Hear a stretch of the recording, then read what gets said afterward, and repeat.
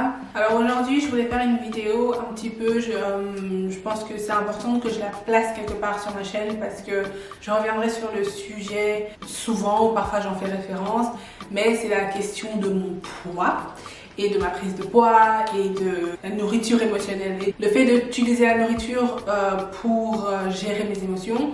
Et donc je commence tout de suite par dire que si, donc je mets un trigger warning à ce stade, si vous avez des soucis de, comment on appelle ça, de troubles d'alimentation, ce genre de choses, c'est peut-être pas une bonne idée de regarder cette vidéo. Il y a d'autres vidéos de moi que vous pouvez regarder, pas de problème, fais ce qui est mieux pour toi.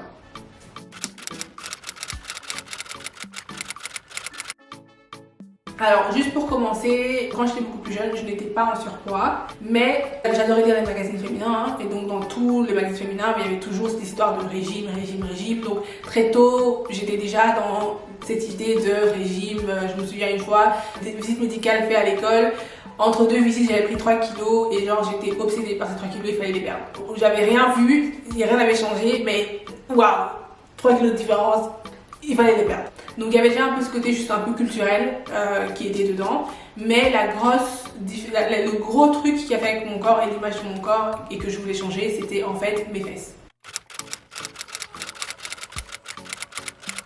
Quand j'étais assez jeune, j'étais déjà, je ne veux pas dire que j'étais formée, mais comme certaines filles noires ont, t'as déjà des formes qui sont là alors que t'es littéralement une gamine. Les remarques des personnes plus adultes, ma mère un peu était déjà très gênée par ça, elle voulait même acheter des habits qui étaient plus grands pour que ça ait l'air hyper ample. Et ce qui a un peu créé une gêne, donc elle m'a un peu transmis, elle le faisait pour me protéger, mais moi ça m'a un peu transmis une idée de gêne, de honte d'avoir ces formes. J'étais aussi à l'église, c'était aussi beaucoup de, comment on appelle ça, beaucoup aussi de faire attention aux formes, les filles, comment vous êtes habillées, etc. Aussi beaucoup de honte, quoi, on te shame en fait, d'être comme t'es. Et on te parle, tu vois, des regards de certains hommes, certains tontons qui sont beaucoup trop âgés, qui font des remarques, etc. Bombastic side eye. Criminal offensive side eye. Donc tout ça, ça a créé un peu un rejet, un sentiment un petit peu de dégoût, que c'était trop sexualisé en fait. Mon objectif, mon obsession, c'était juste de perdre mes fesses. J'étais pas en surpoids et j'étais même, je ne peux pas dire que j'étais maigrichonne non plus, mais c'est juste que mes fesses, c'était vraiment ça qui était dans ma tête, parce que je me disais, si je perds mes fesses, j'aurais plus ce corps qui est sexualisé, j'aurais plus ce corps qui est donc une pierre d'achoppement, hein, pour les frères. Et du coup, je pourrais m'habiller comme je veux, je pourrais faire ce que je veux, parce que là, si je mets un pantalon, c'est trop serrant, si je mets ceci, blablabla. Et je me souviens d'un régime que j'avais fait et j'avais perdu du poids. Et littéralement sur mon ventre, on voyait genre les lignes des abdos, là, juste les lignes verticales, on les voyait. Mais moi, j'étais en mode peu importe, parce que ce qu'il y avait derrière là, ça restait boum. Donc du coup, j'étais pas contente, j'étais pas satisfaite. C'est un peu comme ça, moi, que j'ai commencé les régimes, etc. C'était les fesses et les cuisses, c'était ça le truc. En plus, à l'époque, c'était pas non plus genre glamour d'avoir des fesses, quoi. Bon, évidemment, toujours ça a été dans la communauté noire, etc. Mais plutôt aussi dans les standards de beauté plutôt européens, c'était plutôt appelé culotte de cheval, ce genre de choses. Donc vraiment, il faut que ça parte, quoi. J'ai un petit peu pris ça de ma mère parce que ma mère avait ça aussi. Ça va pas, on va s'acheter des trucs à grignoter, des trucs à manger, tu vois, on faisait des pâtisseries à la maison, etc. Donc le lien un petit peu émotionnellement, s'il y a un petit on peut manger et ça te donne, ça fait du bien. Et puis physiquement, tout le monde a ça quand tu manges quelque chose que tu aimes bien, ça te fait plaisir, ça te donne un petit moment de waouh, c'est génial, etc. En fait, moi j'ai commencé à utiliser la nourriture pour un petit peu calmer mon mal-être, mon anxiété, etc.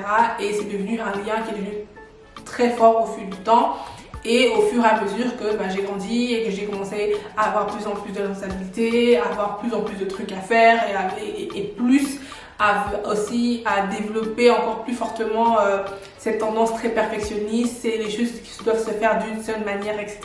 Au fur et à mesure j'ai commencé à voir ça, ce qui apporte beaucoup d'anxiété. J'ai commencé aussi à beaucoup plus manger pour gérer ça. En plus de ça, j'avais aussi des problèmes de fatigue chronique, ce qui faisait que tout était très difficile. Donc pour tenir, je me faisais des to-do list, des trucs à faire sans prendre en compte cette fatigue chronique et Du coup, je n'y arrivais pas et du coup, j'étais fatiguée, du coup, je me forçais à faire plus. Et du coup, voilà, donc ça rajoutait vraiment juste du mal-être et donc je mangeais. Littéralement, je gonflais. Je gonflais au fur et à mesure, au fur et à mesure, au fur et à mesure. Début vingtaine, à un moment donné, je crois que j'étais à quoi? 60, 61, 60, entre 60 et 65 kilos. Et là, je commençais pour 1m70. Puis je gonflais. Et en fait, c'était tellement drôle parce que je réalisais ça à chaque fois que je devais aller faire du shopping, m'acheter des vêtements. Je me rends compte que j'entre plus dans la taille que je mets. Et c'est là que je me rendais compte du poids que j'avais pris. Parce que s'il y a un truc, parce que on parle beaucoup de body dysmorphia, de fait de ne pas voir ton corps tel qu'il est. Et souvent, les gens, c'est parce qu'ils se voient plus gros qu'ils le sont. S'il y a un truc avec moi qui est trop bizarre, c'est que moi, je me vois toujours plus mince que je ne le suis. Dans ma tête, donc parfois, je vois mon reflet dans le miroir et je suis là, wow! Ou tu vois, genre, je vois certains de mes vêtements, quand je enlève certains pantalons, je me dis, waouh, comment ça se fait que je remplis tout ça, tu vois? Moi, dans ma tête, je suis mince, je suis hyper skinny dans ma tête, ce qui est hyper bizarre. Et à chaque fois, je me disais, waouh, c'est presque comme une blague, waouh, j'ai jamais été aussi grosse, quoi. Quelques années après, waouh, j'ai jamais été aussi grosse. Quelques années après, waouh. Donc, en fait, ça a monté jusqu'à ce qu'aujourd'hui, oui, aujourd'hui, je fais 100 kilos. Et comme le poids et le fait de prendre le poids me donnait aussi du stress parce que je me disais pourquoi t'arrives pas à te contrôler, blabla, et donc ça me rajoutait aussi du stress, du mal-être. Donc je mange encore plus pour pouvoir gérer ça. Donc voilà, c'était un cercle vicieux. Après avoir en fait réalisé le lien entre donc mes émotions et la nourriture, une chose que j'ai réalisée aussi, parce que la première fois je me disais, oh maintenant que je comprends que c'est à cause de mes émotions, ça va, je vais juste, tu vois, genre mieux gérer, enfin tu vois, tranquille, je vais savoir que c'est mes émotions, me concentrer sur mes émotions, et puis voilà, je ferai mon régime, et puis voilà. Comment te dire? En fait, c'est pas parce que tu découvres quelque chose, c'est pas parce que tu connais quelque chose que tu as réglé le problème. Entre te rendre compte de ce qui se passe et changer d'habitude, changer de comportement, c'est deux choses différentes et ça prend le temps que ça prend. Quand tu as une émotion qui est forte, ça veut dire qu'il y a un besoin, il y a quelque chose qui t'a trigger émotionnellement, il y a un manque. Tu t'es habitué à l'adresser avec la nourriture. Le jour où tu veux arrêter d'adresser ce manque avec la nourriture, tu dois avoir trouvé quelque chose qui va remplacer la nourriture. Tu peux pas juste dire, oh il y a un manque, c'était la nourriture, maintenant je veux plus utiliser la nourriture et puis c'est tout, ce manque n'a qu'à rester là. Ça va pas fonctionner. Parce que si tu n'as pas quelque chose pour le remplacer efficacement, tu vas retourner à la nourriture. Quelquefois, tu vas pouvoir résister, mais après tu vas craquer, tu vas retourner à la nourriture parce que il y a un peu cette équation de qu'est-ce qui est le plus difficile, qu'est-ce qui fait le plus mal. L'important, c'est de comprendre que si tu as ce manque, c'est plus fort que ton envie d'avoir un bikini body. C'est plus fort que ton envie de faire un 36, 38, 36, 38, 40, peu importe, 42, 44, peu importe quel est ton objectif. Tu peux pas en fait juste te dire oh mais moi j'ai envie de porter un string à la plage cet été donc je vais ignorer ce besoin émotionnel pour mon string. Tu comprendras très vite que ton besoin émotionnel est plus important et il va gagner à un moment donné ou à un autre. Et la manière de le chercher en fait c'est par l'observation. L'observation sans jugement. Et ce que ça veut dire c'est je vais sentir que j'ai envie de grignoter, je sais que j'ai pas faim, etc. Et j'ai envie de grignoter. Et souvent tu as envie de grignoter quelque chose de spécifique. À ce moment-là c'est le moment de se dire ok, se poser. Je m'assieds et je commence à dire ok, qu'est-ce que je ressens? Je ressens ceci. Où est-ce que je ressens dans mon corps, etc. Et en fonction des questions et avec les questions je commence à dire ok, quel est le sentiment qui est en dessous de ça? Qu'est-ce qui, tu vois, et je commence à dire, ok, en fait, c'est l'anxiété. Et pourquoi l'anxiété? Parce que, et du coup, je commence à retrouver quel est le vrai problème, qu'est-ce que je ressens vraiment, quelle est l'émotion que j'essaie d'enfouir. Et puis, je retrouve la source de cette émotion. Qu'est-ce qui se passe, en fait? Et en fait, de là, je peux me dire, ok, est-ce que la nourriture va gérer quelque chose ici? Non. Qu'est-ce que je peux faire d'autre, en fait, pour gérer cette émotion et cette situation? C'est un travail qui se fait au fur et à mesure. C'est-à-dire que tu le fais à chaque fois que tu as ces grosses envies, tu fais ce travail, tu te poses des questions, etc. Et ça fait ressortir des choses.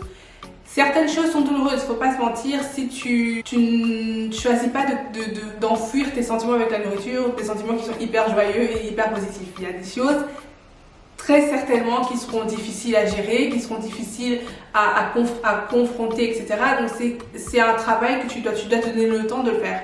Et tu sais pas combien de temps ça va durer, mais il faut pouvoir aller là-bas parce que c'est la seule manière, il faut aller à la source parce que c'est la seule manière de pouvoir te dire à un moment donné, ok, Maintenant que je sais plus ou moins les choses qui me poussent, les schémas de pensée qui font que j'ai ce genre de sentiments qui me poussent du coup à aller grignoter, quels autres moyens je peux utiliser en fait pour gérer ça. Il y a des vastes moyens, moi j'ai pas encore trouvé tous les moyens. Il y a certaines choses, il faut juste les ressentir, j'ai telle émotion parce qu'il s'est passé ça et je suis triste, il faut juste que tu sois triste. C'est encore quelque chose qui est difficile pour moi parce que moi je suis encore en mode oh émotion, non, non, non, non, non, donc je suis encore un peu il y a des jours où je le fais, il y a des jours où j'ai pas envie, je le fais pas, etc. Donc du coup c'est un apprentissage. En d'autres moments il y aura d'autres choses à faire. Parfois c'est oui je me sens mal parce qu'il y a quelque chose que j'ai fait, j'ai mal réagi ou un truc comme ça et je me suis mal comportée, etc. Et il est peut-être temps que j'aille m'excuser quelque part ou il est temps que je change un comportement. Donc il y a énormément de causes, d'actions. C'est pas le hey, dans 6 mois ou dans 3 mois ou dans 2 mois, dans 1 mois tu perds tel nombre de kilos, mais c'est le hey, tu vas en fait trouver la manière de gérer tes émotions qui sera beaucoup plus saine et qui sera pas liée à la nourriture. Et quand tu y auras réussi, en fait tu n'auras plus jamais de problème de poids parce que tu n'auras plus jamais ce problème, tu n'auras plus jamais ce problème de trop manger ou de te faire du mal en mangeant avec de la nourriture simplement parce que tu es en train d'essayer d'enfuir des sentiments. Pour moi, ça c'est le cheminement sur lequel je suis pour l'instant, où je suis encore en train d'observer. J'ai des envies de quelque chose comme ça, je commence à réfléchir. Maintenant, il y a beaucoup de schémas que j'ai déjà ressortis. Par exemple, je sais maintenant que je commence à avoir des envies de manger comme ça quand je dois faire certaines tâches à mon boulot. Par exemple, rédiger des rapports. Mon corps sait déjà, donc ça devient je veux ça, je commence à... Et c'est des choses spécifiques et je veux ça, des choses spécifiques, sucrées, dégueu et tout. Je dis dégueu parce qu'il y a des choses que j'ai envie de manger que je n'aime même pas vraiment. Mon esprit est tellement en mode non, il te faut ça, il te faut ce sucre là, etc. que j'ai envie d'aller manger ça, même si en fait, si j'enlève le côté pulsion, c'est même pas quelque chose que j'apprécie vraiment de manger. Moi, mon estomac est aussi dans un état parce que le fait de trop manger, le fait de manger des trucs alors que moi j'ai mal au ventre, je continue à manger quand même parce que émotionnellement ça va pas, mais mon ventre est trop plein. Donc j'ai énormément de problèmes d'estomac, de digestion, de trucs, plus le stress aussi. Et aussi la prise de poids, le fait que maintenant j'ai des problèmes de genoux. Voilà, c'est plein de trucs comme ça qui font que même si on quitte le côté esthétique, même si on quitte ce truc là, il y a quand même c'est pas une solution à long terme de se dire je vais garder la nourriture comme façon de gérer mes émotions. Donc voilà, j'espère que cette vidéo t'a plu, j'espère que cette vidéo a permis à certaines d'entre vous, si tu as peut-être quelque chose qui ressemble à ce que j'ai, un petit peu t'aider à voir plus clair à ce que tu pourrais faire, n'hésite pas à mettre en commentaire des questions ou d'autres remarques ou partager ton expérience personnelle, à liker cette vidéo si tu la trouves intéressante et à t'abonner pour voir d'autres vidéos que je posterai. Donc je te fais de très gros bisous, ciao ciao.